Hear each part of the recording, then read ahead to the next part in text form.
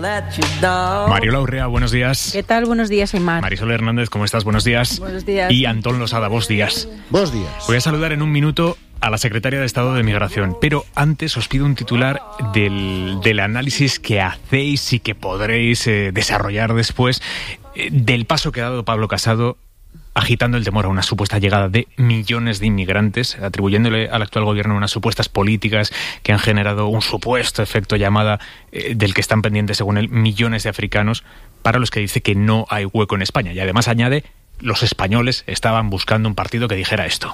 Lo que los españoles están buscando es un partido que diga claramente que no es posible que haya papeles para todos. No es posible que España pueda absorber millones de africanos que quieren venir a Europa buscando un futuro mejor. Y como no es posible, tenemos que empezar a decirlo, aunque sea muy políticamente incorrecto, para que puedan tener oportunidades de futuro, de trabajo allí, o incluso con oficinas que regulen los flujos legalmente para que puedan venir a las campañas agrícolas o a los picos turísticos de necesidad de empleo en España y en otros países europeos. Tenemos que decirlo, aunque sea políticamente incorrecto. ¿Qué hay detrás de estas frases, Antón? Bueno, pues detrás de esta frase lo que es vale todo para hacer oposición. Yo creo que, aunque sea también políticamente incorrecto, antes de ir a abrazar a la Guardia Civil, Pablo Casado debería ir a abrazar a la verdad y empezar a evitar caer en el error en el que han caído tantos de sus colegas de la derecha europea de agitar una bandera con la inmigración sobre datos falsos y sobre mentiras. No hay una emergencia, no hay un colapso, no hay una invasión, no hay millones de africanos, como dice Casado, esperando para invadir y asaltar nuestro estado de bienestar. Debería tener mucho cuidado al agitar este tipo de banderas que otros compañeros suyos de la derecha europea agitaron y que al final acabaron perdiendo a manos de sujetos como el que tenemos ahora en el gobierno de Italia. Marisol. Pues a mí la verdad es que me resulta incomprensible estas palabras de Pablo Casado, sobre todo cuando hace 2 meses el gobierno que estaba en el poder era el gobierno de Mariano Rajoy. Yo creo que sería interesante que se sentara a hablar con el expresidente, que le transmitiera la visión de que él ha tenido durante estos años, las peleas que ha trasladado a la Unión Europea para que Europa atendiera el control de la frontera sur de Europa y que también se sentara con una persona que ha sido muy importante para él en este congreso, que es el exministro del Interior, Juan Ignacio Zoido. Yo creo que todo esto sería muy interesante y creo que ni muchas de las presidentes autonómicos posiblemente se van a reconocer en estas palabras. Cuando sucedió lo del Aquarius, algunos de ellos tan importantes como Alberto Núñez Feijóo se apresuraron a ayudar al gobierno de Pedro Sánchez en este asunto, ni sinceramente creo que el votante potencial del Partido Popular se sienta tampoco reconocido en estas palabras. Brevemente, Mariola. A modo de pregunta, me pregunto si seducir a la derecha extrema o si prefieres si hacer del PP el partido que aglutina a todo ese conjunto de votantes que está más allá del Partido Socialista, que es lo que dijo querer hacer con este partido Pablo Casado, exige esta línea de acción política. 9:08 de la mañana, Consuelo Rumí, secretaria de Estado de Migraciones. Buenos días. Buenos días. 8:08 en Canarias. ¿Qué opina de las palabras de Casado? Bueno, pues yo creo que mal empieza el señor Casado si se abraza a un discurso alarmista y de confrontación sobre la inmigración. Está calcando los hábitos de las derechas europeas más reaccionarias y alarmar es de una grave irresponsabilidad política, además de que con sus palabras demuestra un profundo desconocimiento de lo que ocurre y de cómo se está actuando. Estas declaraciones, bueno, no puedo entender que tengan otro fin que el partidista y sobre todo crear falsos dilemas, porque ni millones de africanos, ni papeles para todos, ni efecto llamada, como digo, desconoce profundamente esta situación y no sé si lo que nos está intentando decir el PP y el señor Casado es que les dejemos morir en el Mediterráneo. Hablaba usted de las derechas europeas. ¿Establecería ciertas similitudes entre el discurso de Casado y el de Salvini en Italia? Bueno, pues se están acercando muchísimo porque, lamentablemente, porque claro, hablar de efecto llamada, los datos lo contradicen, los picos migratorios se vienen produciendo ya desde el 2013. En el 2016 se habían duplicado las llegadas por la ruta del Mediterráneo occidental y en el 2017 con el gobierno de Rajoy hubo un récord histórico, más de 21.000 personas, es decir, un 63% más que en el 2016. Y bueno, tenemos una situación complicada, por supuesto que complicada, pero lo que el gobierno del señor Sánchez, del presidente Sánchez, pedimos que nos deje el Partido Popular hacer lo que ellos no hicieron, una política de inmigración seria, no mirar hacia otro lado. Sabían que esto iba a ocurrir y no hicieron nada, no tuvieron ningún tipo de previsión, ni política, ni de recursos humanos, ni económicos, dejaron de colaborar y de cooperar con África. Y bueno, nosotros estamos poniendo en marcha una serie de mecanismos, planes de atención humanitaria, albergues como el que hoy se va a empezar a habilitar en Chiclana para hacer esa atención humanitaria que se debe hacer y correctamente. Y me va a permitir que aproveche estos minutos para decir varias cosas, porque nosotros estamos todos los días en Ceuta, en Melilla, en Algeciras y en todos los puntos donde hay llegada en el Mediterráneo. Dar las gracias a todas las organizaciones no gubernamentales, especialmente a los voluntarios de la Cruz Roja. Todos ellos trabajan y colaboran con el gobierno del presidente Sánchez a través de diferentes convenios que tenemos y, como no, a la policía y a la Guardia Civil, a todos ellos por la sensibilidad que están demostrando con este drama humanitario. ¿Le parece bien que Casado y Rivera vayan esta semana a Ceuta a visitar la valla? Bueno, ya le digo, nosotros estamos todos los días allí, todos los días estamos en Ceuta, en Melilla, y además de visitar, que me parece bien que lo hagan, es que conozcan en profundidad el tema, para no decir palabras que no tienen ningún sentido y hablar de, bueno, pues por ejemplo del efecto llamada, como se ha comentado antes. Cuando una ruta se cierra, otra se abre, y las rutas no se cambian de un día para otro, se tardan meses en llegar desde la profunda África, y los factores de los cambios de la ruta son complejos y diversos, desde el buen tiempo al cierre, por ejemplo, de la ruta de Grecia a Italia, a la falta de canales seguros para llegar al continente europeo y también a la ausencia de una política de cooperación con África. Señora Rumi, sea por lo que sea, tenemos un problema ahora mismo en el sur de España. Tenemos que gestionar una situación dramática en el sur de España y en eso es lo que estamos, con toda una red humanitaria y intentando hacerlo lo mejor posible, porque tenemos ¿Y de verdad se puede decir que no están colapsados los servicios de recepción y asistencia de migrantes, como dijo Grande Marlaska el sábado?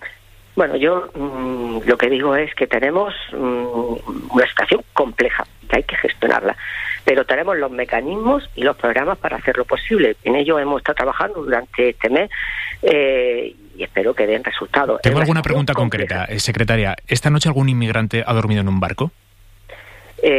Probablemente, porque como le he dicho, hoy hemos hecho un esfuerzo titánico este fin de semana para poder habilitar hoy un albergue en Chiclana que nos haga posible empezar a hacer las derivaciones correctamente, con toda la reseña policial y con todos los protocolos de seguridad, y empezaremos entonces a trasladar a esas personas, una vez que esté ese protocolo hecho, al albergue para que sean atendidos humanitariamente. ¿Marruecos ha relajado los controles en frontera?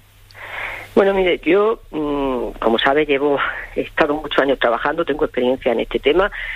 Siempre hemos... Se nos ha cortado la llamada. Bueno, vamos a intentar recuperarla en unos minutos. Son las 9:13 de la mañana, las 8:13 en Canarias. Mira que bien me viene esto para meter publicidad. Nada, minuto y medio y hablamos con la secretaria de Estado de Migraciones. En la cadena SER, Hoy por Hoy, con Aimar Bretos. Y estábamos entrevistando a Consuelo Rumi, la secretaria de Estado de Migraciones. Señora Rumi, está ahí, ¿verdad? Estoy aquí. Los temas complejos pues se complican también hasta por las redes.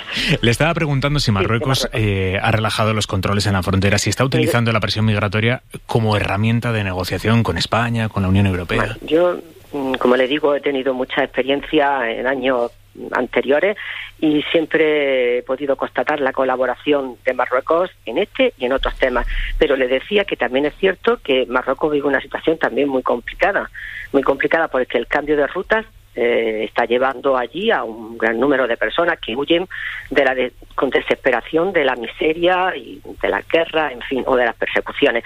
Por lo tanto, lo que estamos poniendo en marcha ya desde el primer día es el restablecimiento de esas relaciones que se habían perdido durante el gobierno del Partido Popular, para establecer esa colaboración necesaria con un objetivo que no le he oído al señor Casado ni le he oído al señor Rivera: combatir los tráficos irregulares, ajustar la llegada a las oportunidades laborales, promover la integración. Mire, cuando oía al señor Casado ayer, oía a Aznar, era Aznar puro y duro, era el argumentario que vivimos en los años 2000. y no tuvo un buen resultado. Yo, desde luego, desde el gobierno, y el presidente Sánchez lo ha dejado muy claro, vamos a hacer una política de inmigración seria con los ejes que establecimos y que se abandonaron, y ojalá que se abandone este discurso que lleva, es posible, a confusión, aunque estoy convencida que los ciudadanos españoles somos solidarios, entendemos este drama humanitario que se está viviendo, y se entenderá que son palabras que solo quieren alarmar y desde luego producir un rechazo que todos aquellos que tenemos una educación de humanidades, decirlo de forma más resumida, no vamos a atender. Señora Rubí, hemos hablado mucho ya de las palabras de Casado. Vamos a hablar de su gobierno. Ustedes dijeron que no iba a haber devoluciones en caliente, y ha habido devoluciones en caliente.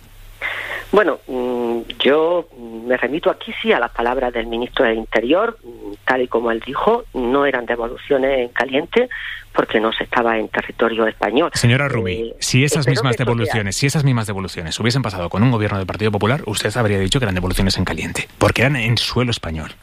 Bueno, le digo que me remito a las palabras del ministro del Interior. Yo no estaba allí. Pero ha visto las imágenes como las hemos visto los demás. En cualquier caso, no voy a poner excusas ante esa pregunta. Se han de hacer las cosas correctamente y se han de respetar todas las leyes y todos los derechos humanos de todas las personas.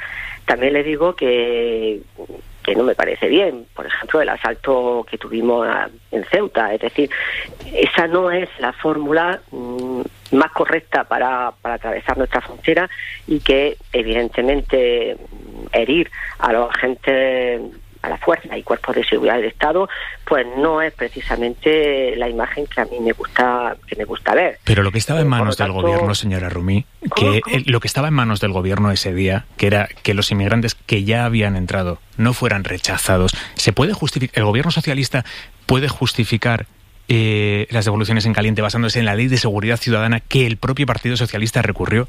El hecho de que un inmigrante no está dentro de España hasta que no pasa todas las barreras físicas, incluso humanas, la línea humana de guardias civiles. ¿Se puede políticamente justificar desde un gobierno socialista? A mí, si me está preguntando como responsable de este tema en el gobierno del presidente Sánchez, las devoluciones en caliente nunca la hemos visto ajustada a lo que es una política de inmigración seria, como le he dicho, y socialista. Pero también es cierto que según el ministro del Interior, se produjeron según la ley. Por lo tanto, tendremos que revisar todo lo que tiene que ver con nuestra normativa y ajustarlo a lo que venimos defendiendo. ¿Sería bueno que Europa enviara equipos específicos para encargarse de las recepciones de inmigrantes en el sur de España?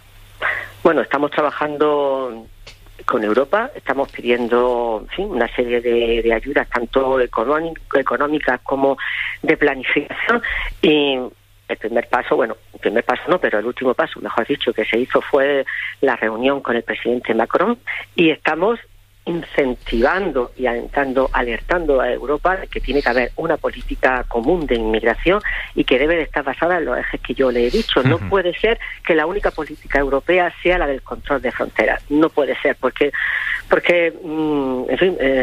ese tema no tiene ningún sentido en la sociedad en la que estamos viviendo, y Europa además está jugando los fundamentos por los que fue creada, los pilares básicos por los que se creó. Estamos trabajando también por cambiar esa mentalidad reaccionaria de muchos países, y espero que lleguemos a buen puerto, es decir, que seamos capaces, aquellos que entendemos y miramos la inmigración desde otro punto de vista. Señora Rumi, terminamos una última pregunta. Ustedes han acusado constantemente al anterior gobierno del Partido Popular de falta de previsión, de falta de realismo. Le pregunto, ¿en los próximos meses va a aumentar el número de desembarcos y rescates? Pues sí, yo creo que sí, porque la situación es la que es, y como le he dicho antes, tenemos una ruta cerrada. Cuando se cierra una ruta se abre otra. Tenemos la ruta cerrada de Libia a Italia, y la situación en los países africanos sigue siendo la misma. Por lo tanto, lo que tendremos es que trabajar para cooperar con África, no estoy hablando a nivel nacional y desde el gobierno español, sino desde la Unión Europea, para hacer posible que las personas tengan, en fin, una vida digna y no haya este éxodo humanitario que se está produciendo, y sobre todo una política no a la defensiva como se está haciendo ahora desde la Unión Europea, sino una política a la ofensiva, es decir, con programas, medidas, recursos en todo y cada uno de los países, porque se puede y se debe de hacer, y en tanto en cuanto nosotros estaremos en un operativo de gestión para que mientras que lleguen estas personas tengan la acogida humanitaria que merece cualquier ser humano. Consuelo Rumi, secretaria de Estado de Migraciones, muchas gracias y mucho acierto.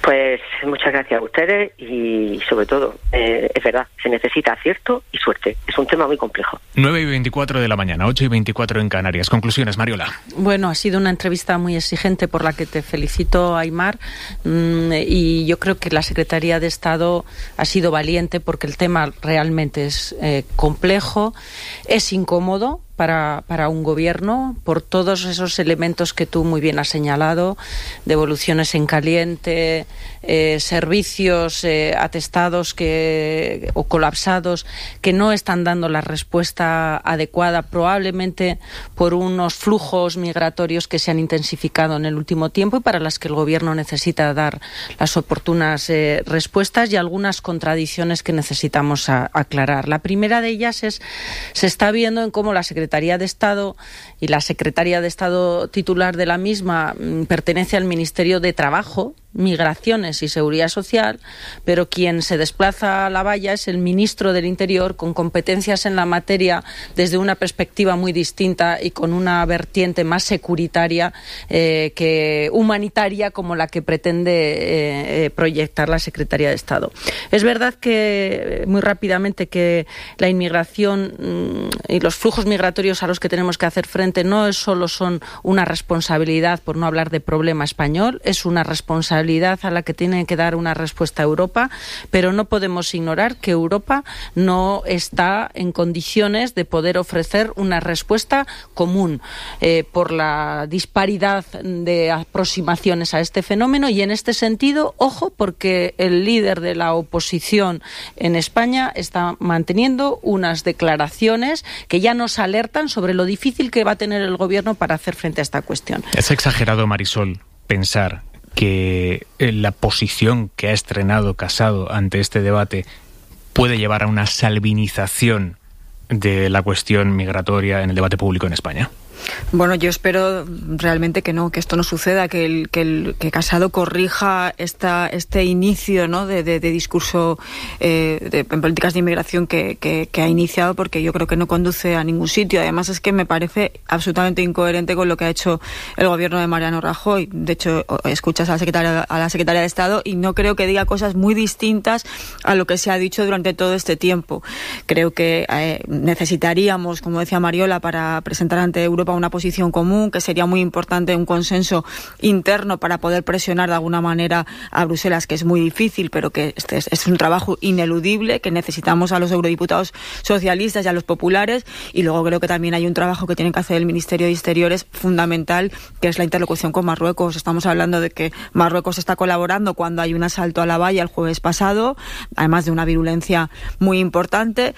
Yo creo que este tema no se puede obviar. O sea, Marruecos está un poco receloso por lo que hizo Pedro Sánchez con el Aquarius, por otras cuestiones que se están poniendo de manifiesto en la política nacional marroquí, y creo que esto no se puede dejar de lado, porque sí que es verdad que Marruecos tiene que colaborar. Si Marruecos no colabora, esto es imposible de gestionar, y creo que el ministro tiene que afrontar este asunto, pero de manera casi inmediata. Antón. Bueno, yo es que, primero, no confío nada en la capacidad de rectificación de Pablo Casado. Yo creo que lo hemos dicho aquí varias veces, ¿no? Esto va a ser un bombardeo por tierra, mar y aire contra el gobierno desde el minuto uno, y vale absolutamente todo. Yo creo que quien tiene que reaccionar es el gobierno. Y el gobierno tiene que poner encima de la mesa un discurso completamente diferente al que pone, evidentemente, Pablo Casado, pero incluso un discurso, yo creo que más radical y más valiente que el que ya hemos oído esta mañana a la secretaria de Inmigración. Vamos a ver, el año pasado llegaron por el Mediterráneo 171.000 emigrantes. 171.000. La mitad menos que el año anterior.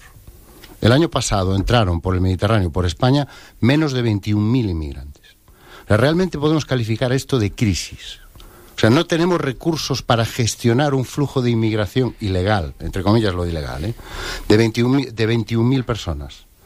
Cuando hemos recibido, somos el segundo país que más dinero recibe de la Unión Europea de los fondos extraordinarios para la gestión de la crisis de los refugiados, que son casi 3.000 millones de euros.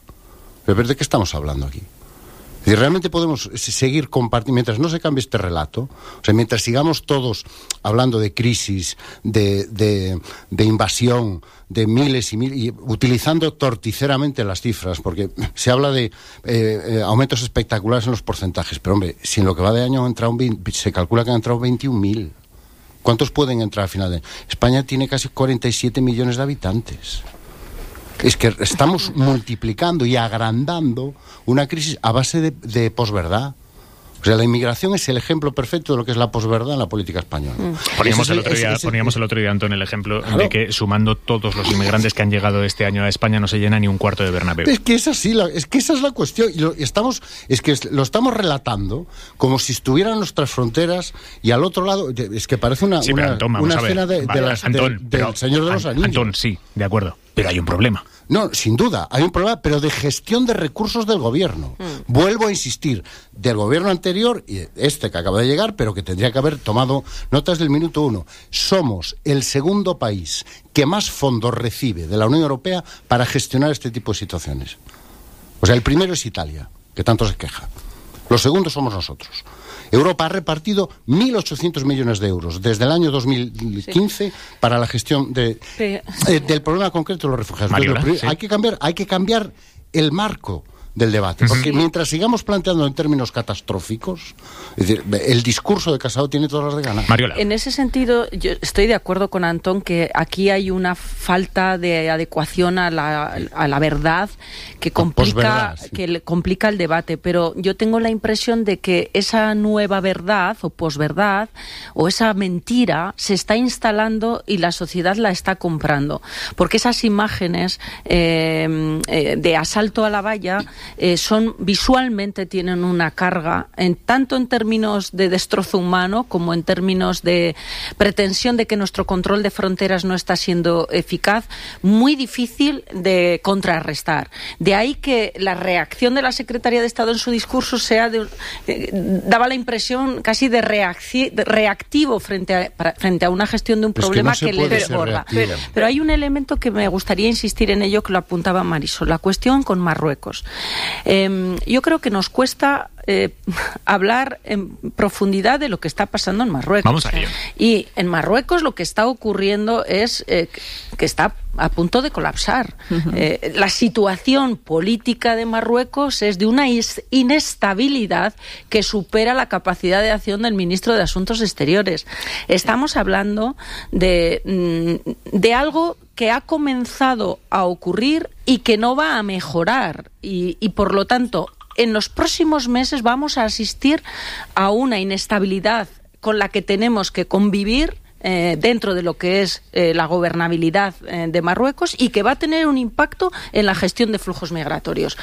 Y para eso se tiene que preparar este gobierno y a mí sí que me gustaría ¿Qué va a pasar en Marruecos, Mariola? Bueno, pues dependerá de cómo evolucione la salud del rey, dependerá de cómo evolucionen las luchas internas que está existiendo en este momento en el gobierno para hacerse con un control que en este momento no está claro quién lo gestiona. Hay una serie de protestas que cada vez son más evidentes y su gestión pues no está siendo del todo eficaz. Es decir, tenemos que ser conscientes que la evolución del país Marruecos no es ni tan estable como ha sido hasta ahora y es imprevisible. La pregunta es cómo nos estamos preparando, un país fronterizo como somos nosotros, frente a esa posible evolución. De esto se habla poco. Venga, tengo muchas preguntas para vosotros sobre multitud de temas. En 2 minutos pongo sobre la mesa uno candente y además muy peliagudo. El debate del taxi, Cabify. 9:33 de la mañana, 8:33 en Canarias.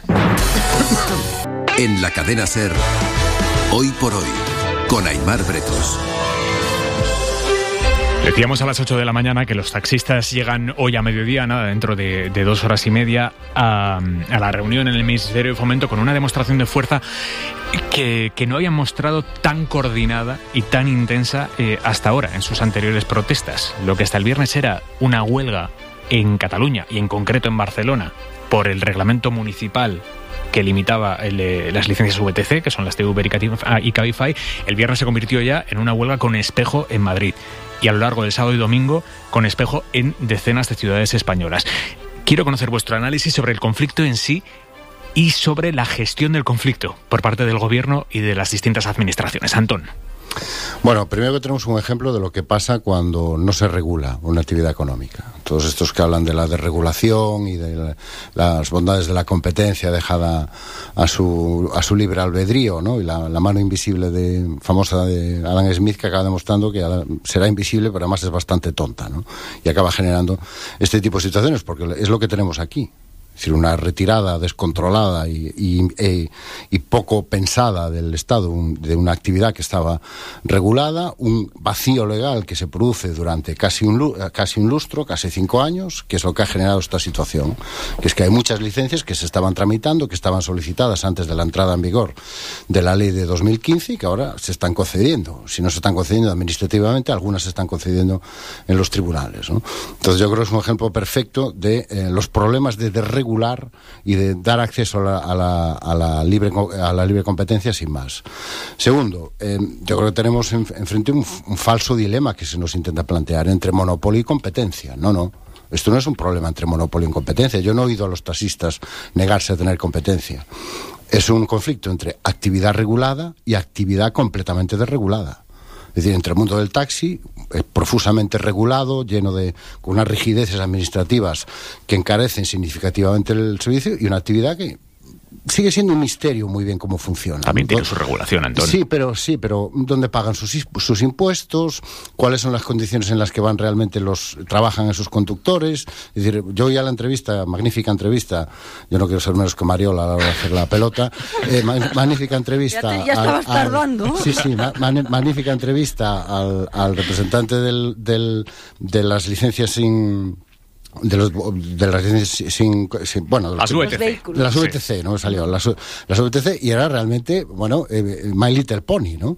Es decir, una serie de explicaciones etéreas sobre dónde pagan los impuestos, qué tipo de impuestos pagan, cómo son esas empresas, cómo funcionan, debajo de ese paraguas que ya empezamos a ver todo lo que se llamaba la nueva economía o la economía colaborativa, ¿no? Entonces yo entiendo perfectamente... Vamos a ver, por ejemplo, para hacernos una idea, en Uber, sí, que tiene la matriz en Holanda. Ajá. El conductor de Uber paga sus impuestos en España por la carrera, digamos, por lo que le paga el cliente. A partir de ahí, lo que el conductor de Uber le paga a Uber, que es como una comisión, porque Uber pone en contacto al conductor con el cliente, ese dinero sí que va a la matriz en Holanda. Pero eso no es, digamos, el negocio del trayecto. El impuesto por el negocio del trayecto se paga en España. Otra cosa está en que después los beneficios del contacto entre empresa y conductor vayan por fuera. Eso no te parece misterioso. Esto es lo que a mí hay. Sí, a mí me parece profundamente misterioso. A Mariola no. No, simplemente quería terminar el argumento, ¿no? Es un conflicto, insisto, entre actividad regulada y actividad completamente, yo creo que próxima a la selva o a la jungla, como es este tipo de economías. Y pues en el asunto de la gestión, yo sinceramente me llama mucho la atención la actitud que tuvo en su momento el Ministerio de Fomento, ¿no? Que fue ni comer ni dejar comer. Es decir, no me meto a regular, sé que hay una ley, ya la aplicaré, y cuando una administración intenta hacerlo, como es el caso del Ayuntamiento de Barcelona, en lugar de favorecer ese esfuerzo, lo que hace es recurrirlo. Vamos con el método de protesta que nos decías. Yo tengo serias dudas de que la huelga, gestionada en los términos, y las protestas en los términos que lo están haciendo los taxistas, esta sí me parece salvaje y sí me parece propio de la ley de la selva, consigan lo que pretenden y sobre todo y específicamente consigan alinear a los consumidores con sus pretensiones. 2, sobre el fondo. El modelo de negocio del taxi creo que está superado. el modelo de negocio del taxi concebido como servicio público, creo que está agotado. Y la pregunta es, ¿por qué inicialmente tenía sentido configurarse ese servicio como servicio público y de ahí esas regulaciones tan estrictas, de ahí que funcionaran en términos prácticamente de monopolio? Si esto está agotado, obviamente hay elementos de esa configuración normativa, de esa configuración reglamentaria que carecen de sentido porque tienen que competir con otros modelos de negocio que no solo son más eficientes, sino que en términos de prestación de servicios para el consumidor son obviamente mucho más gratificantes. Y esta es la nueva situación. ¿Cómo hacer frente? Pues yo, más que regular más la actividad nueva, yo me plantearía desregular más la actividad configurada como un modelo de negocio que, insisto, está superada. Pero, Mariola, en este debate no hay nadie. O sea, a mí me parece que es desde luego un buen apunte, pero ninguna administración está ahora en este asunto. Nadie se lo plantea. Aquí lo único que se está poniendo sobre la mesa es que sean los ayuntamientos los que tengan la capacidad de regular, a su libre albedrío, cada uno en función de las circunstancias, este problema, con lo cual es una manera de seguir que el problema se mantenga ahí, como ha sucedido todos estos años. Yo creo que, desde luego, esto, tanto la diferenciación que hace Antón de sector regulado y no regulado, como el apunte que haces tú de que esta sería la única solución, el desregular el sector del taxi, pues me parece que es una salida, pero que no creo que estemos en este caso en ella para nada. Bueno, pero cada cual, digamos, yo creo que tiene que asumir sus responsabilidades. Yo entiendo que para las administraciones esta huelga salvaje pues puede resultarles muy incómoda y, desde luego, el sector del taxi, lo decía también Pera Navarro, es un sector económicamente significativo y, por tanto, va a tener la administración va a tener incentivos para atender sus pretensiones. Ahora, los consumidores, es evidente también que cada vez más eligen servicios más eficientes, servicios económicamente más competitivos. ¿Pero a qué coste esa competitividad? Es decir, ¿cuál es el coste? ¿Cuáles son las? Pero yo hablo de la regulación del empleo y de buscar un empleo digno.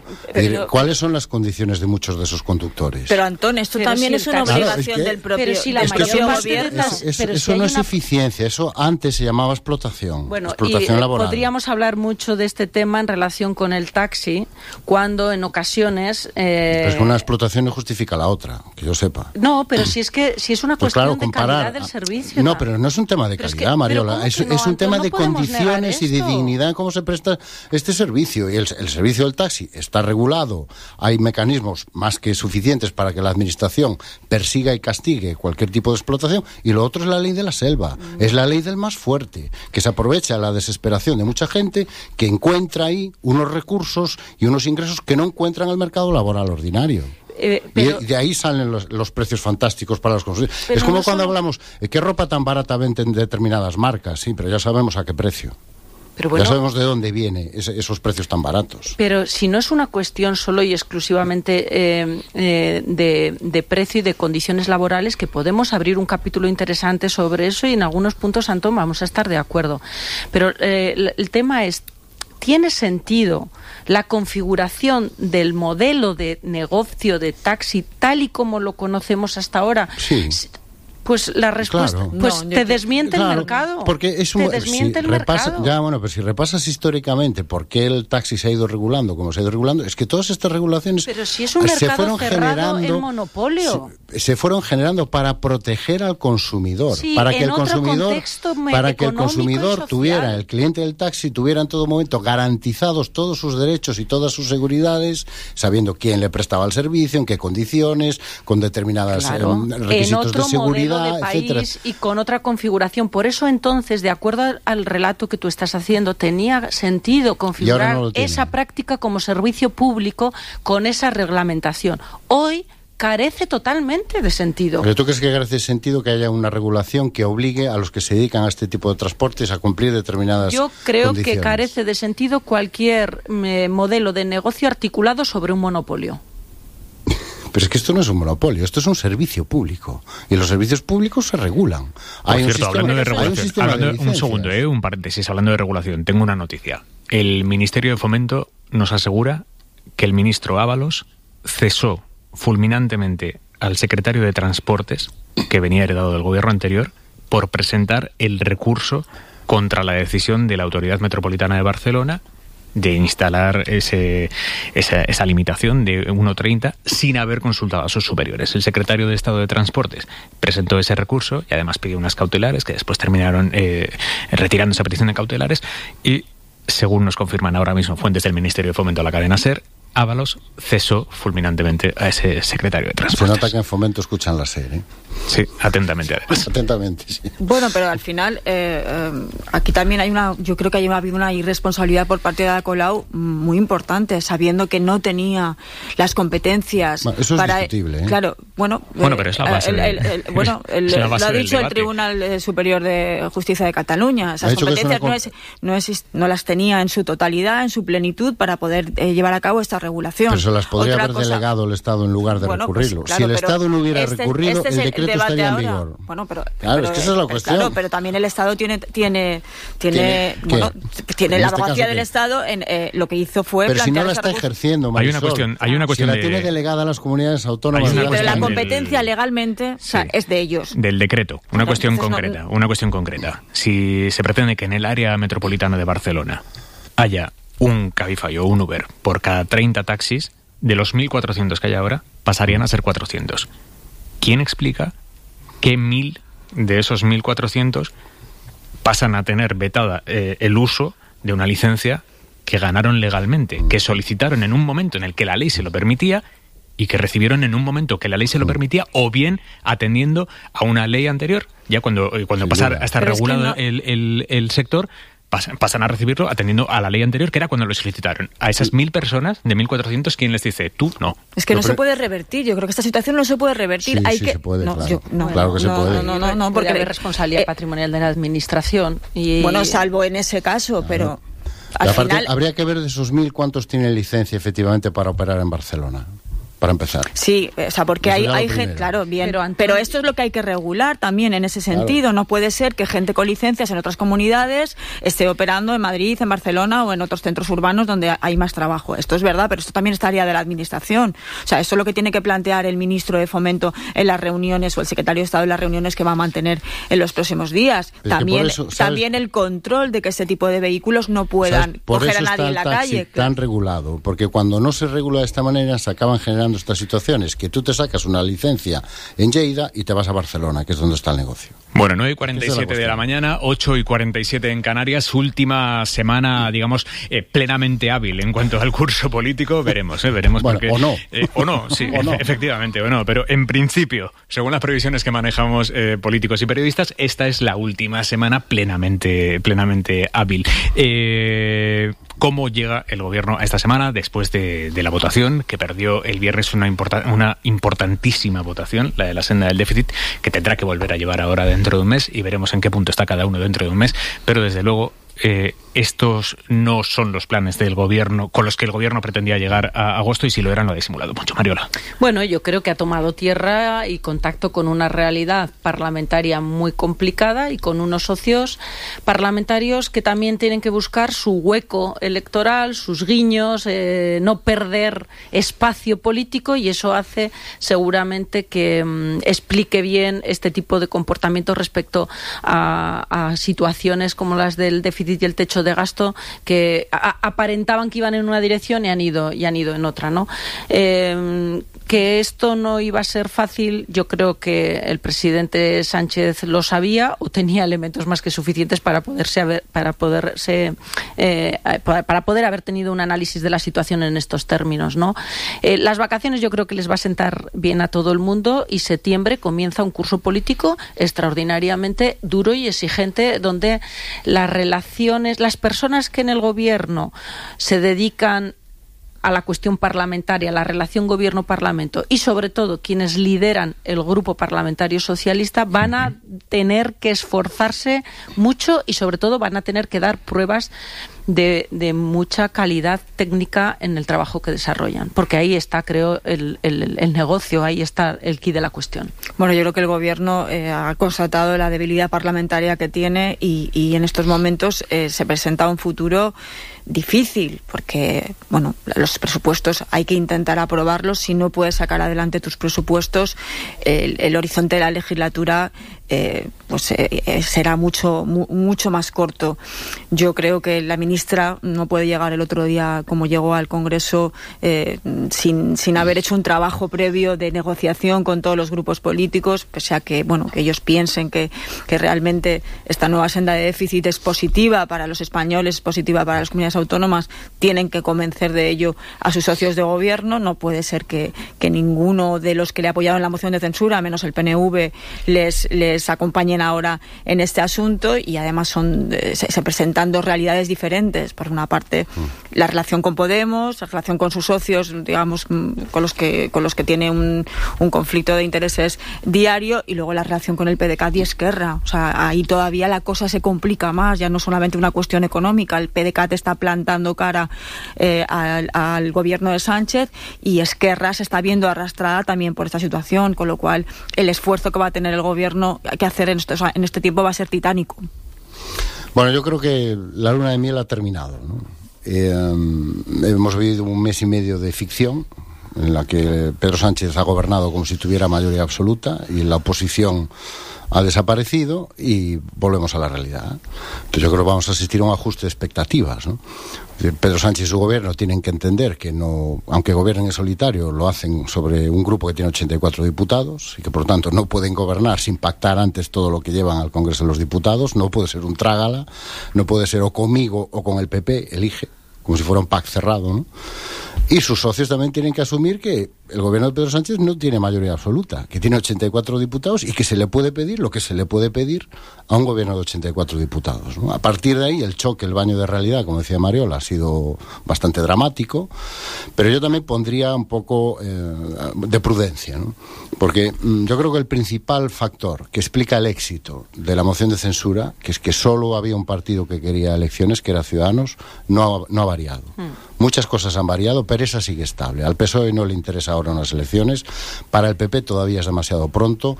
Los nacionalistas catalanes tienen que arreglar primero sus problemas internos antes de ir a cualquier convocatoria electoral, y yo creo que Podemos tampoco está en condiciones ahora mismo de ir a unas elecciones. Yo creo que de momento sigue siendo un factor que asegura que aún le quede recorrido a partir de septiembre a este gobierno y a esta legislatura. Mariola. Sí, yo en ese sentido está claro. Yo creo que lo nuclear, sobre todo la pregunta que flota en el ambiente, ¿va a adelantarse las elecciones? Yo creo que el análisis que había hace un mes no ha variado. Es decir, ¿quién quiere que se anticipen las elecciones? Y eso yo creo que nos da una pista en torno a la respuesta, ¿no? En un momento determinado también es verdad que incluso al propio Partido Socialista es al que le puede interesar. Pero ahora no. Dependiendo pero igual a principios de año. Sí, claro. Dependiendo de la intención de voto, dependiendo de cómo coloque y cómo pille un anticipo electoral al resto de oposición. No vaya a ser que con unas elecciones antes del 2020 mejore sus 84, 85 diputados. Si el PSOE anticipa elecciones, no dejaría de ser el reconocimiento de un fracaso. Porque es el propio presidente del gobierno, Pedro Sánchez, el que el mismo viernes, con la realidad de la derrota parlamentaria ya encima de la mesa, volvió a comprometerse a acabar la legislatura. Salvo que convocadas obtuviera, imaginemos, 100 diputados. No, pero yo no hablo del resultado, hablo en el momento, el relato para explicar el adelanto electoral. Pero es que, Antón, este compromiso que yo creo que él hace porque no le queda más remedio, ¿no? Porque él tiene que dar la imagen de un gobierno, exacto, pues con cierta solidez. Lo puede cambiar en cualquier momento. Oiga, no me dejan gobernar, no me están dejando gobernar, claro. O sea, pero ese me cambio parece puede tener un coste importante. Sí, pero puede hacerlo. Yo creo que el problema que tiene inmediato para mí es, después del verano, las elecciones andaluzas.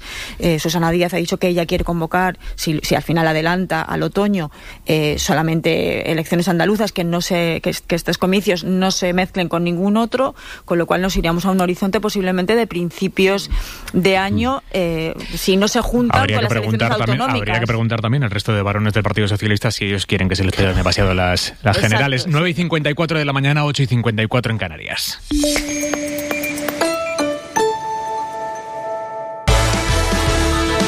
Hoy por hoy, con Aimar Bretos. Y tengo tiempo solo para pediros un titular a cada uno de qué debe esperar el Gobierno de la Comisión Bilateral del miércoles, Comisión Bilateral entre el Estado y la Generalitat. ¿Qué debe esperar el Ejecutivo después de escuchar este sábado a Puigdemont en Bruselas, con el logo de la Generalitat detrás, con Quim Torra, presidente de la Generalitat, a un lado, diciendo, pues va a tener razón, escuchando con cara atenta a Puigdemont, erigido en presidente legítimo de la Generalitat, diciendo a Sánchez se le ha acabado el periodo de gracia? ¿Qué debe esperar el Gobierno, Antón? Pues que las palabras se las lleve el viento y los hechos de la Comisión Bilateral prevalezcan. Mariola. A pesar de toda esa liturgia aparentemente contraria al respeto institucional, el hecho de que la Generalitat acuda a esa comisión bilateral y se someta o acepte la institucionalidad estatal, creo que es un gesto positivo. Marisol. Yo creo que el Gobierno se tiene que preparar para que las cosas vayan a peor, y que incluso que con quien tenga que negociar cara a cara Pedro Sánchez sea con Carles Puigdemont. Y nos vamos. Antón Losada, Mariola Urrea, Marisol Hernández, un abrazo muy fuerte a los tres y nos escuchamos en los próximos días. Gracias, buena semana. Adiós. Adiós.